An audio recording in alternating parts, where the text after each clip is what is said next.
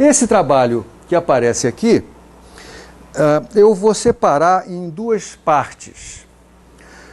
O sistema pode receber trabalho porque ele é comprimido. E agora eu quero que você imagine um gás dentro de um recipiente fechado por um pistão móvel. Tá? Eu posso realizar trabalho sobre o gás empurrando o pistão para dentro. Todo mundo enxerga isso? Aqui está o gás, eu empurro o pistão para dentro e isso é um trabalho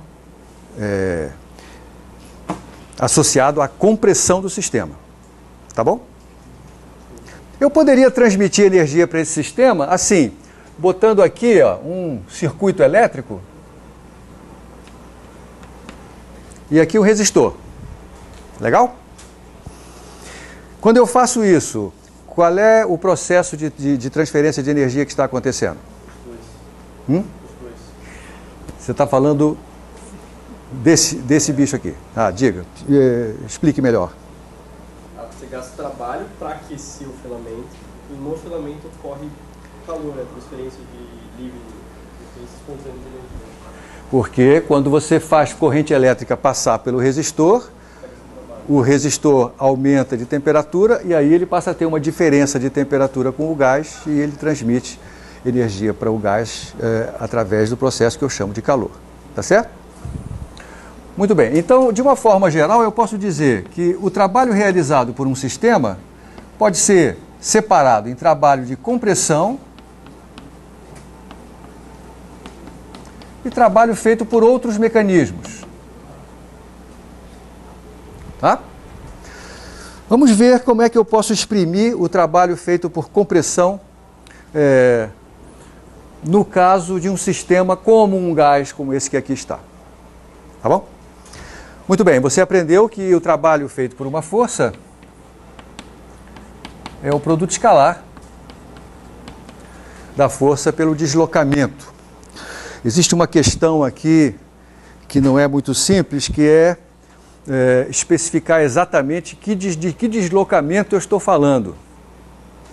Em alguns contextos, na mecânica, por exemplo, o deslocamento se refere ao deslocamento do centro de massa do sistema. Em outros contextos, trata-se do deslocamento do ponto de contato, do ponto de aplicação da força.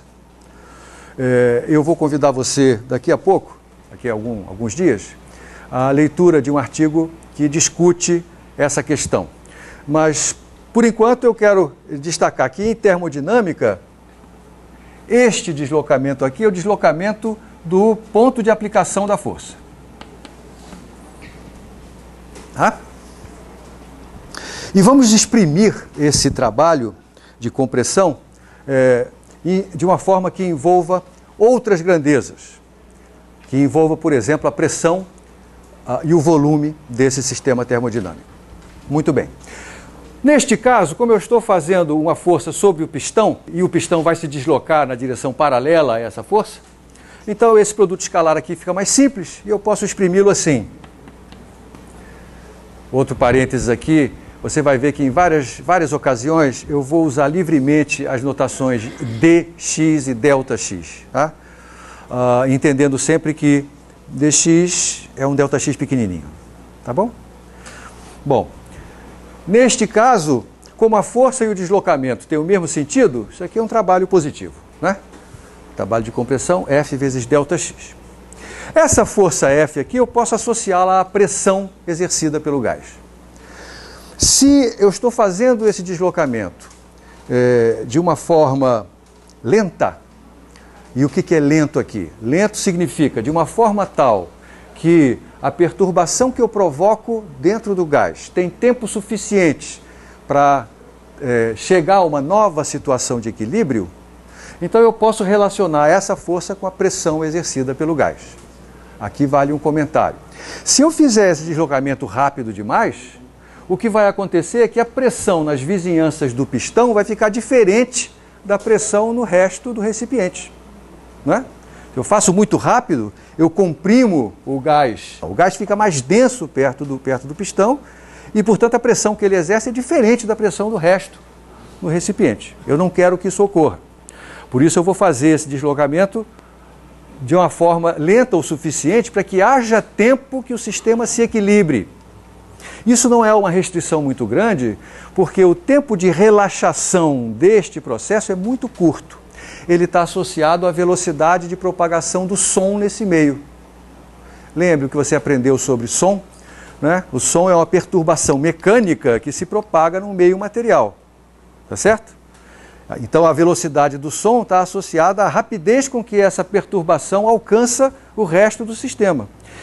Então se eu faço um trabalho provocando um deslocamento do pistão a uma velocidade menor ou bem menor do que a velocidade do som, então há tempo suficiente para que essa perturbação alcance o sistema inteiro e equilibre esse sistema de novo antes que esse deslocamento prossiga.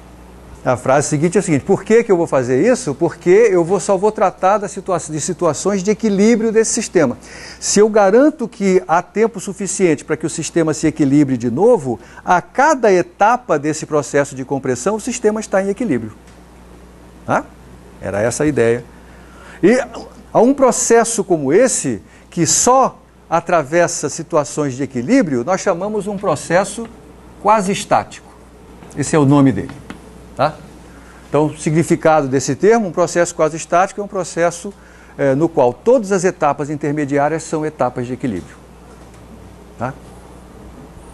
Bom, se o processo é quase estático, significa que a pressão está bem definida em todas as etapas desse processo. Detalhe, porque a pressão só está definida no estado de equilíbrio.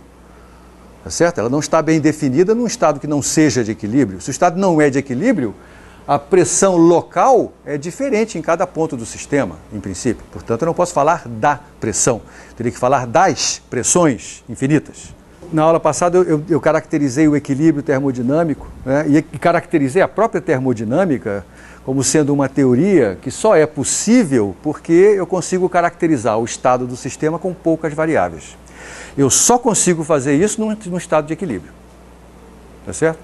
Então é meio redundante. Eu dizer que o estado de equilíbrio, eu dizer que eu estou fazendo termodinâmica é a mesma coisa. Você não está em equilíbrio, você não vai fazer termodinâmica. Você vai fazer mecânica estatística. Tá?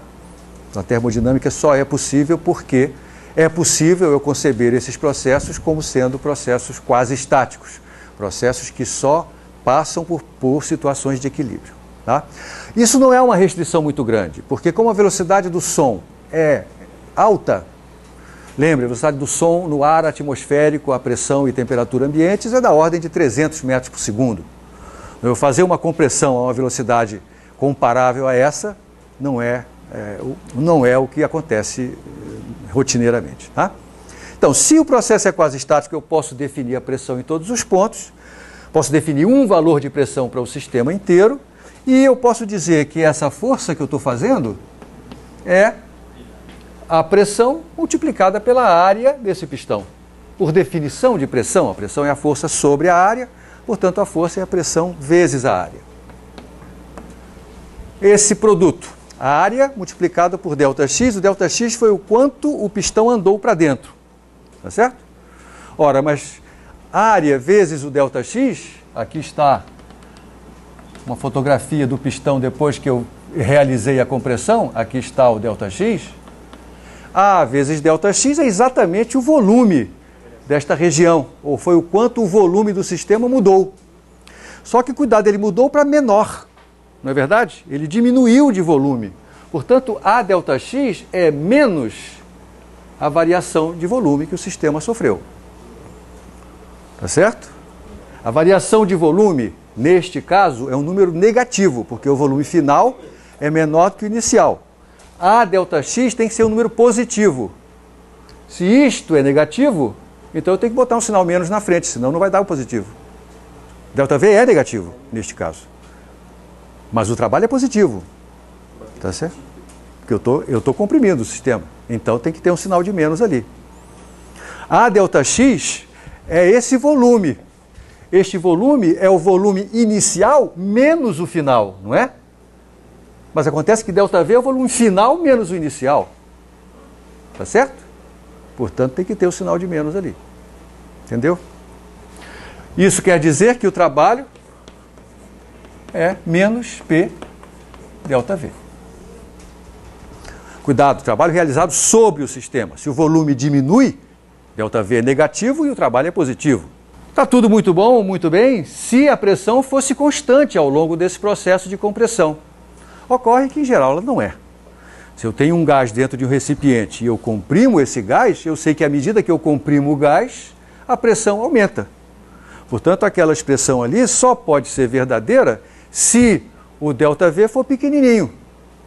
Não é? E é por isso que eu vou escrever que o trabalho é menos PdV, porque eu só posso calcular dessa forma quando a variação de volume é pequena o suficiente para que eu possa desprezar a mudança na pressão provocada por essa compressão.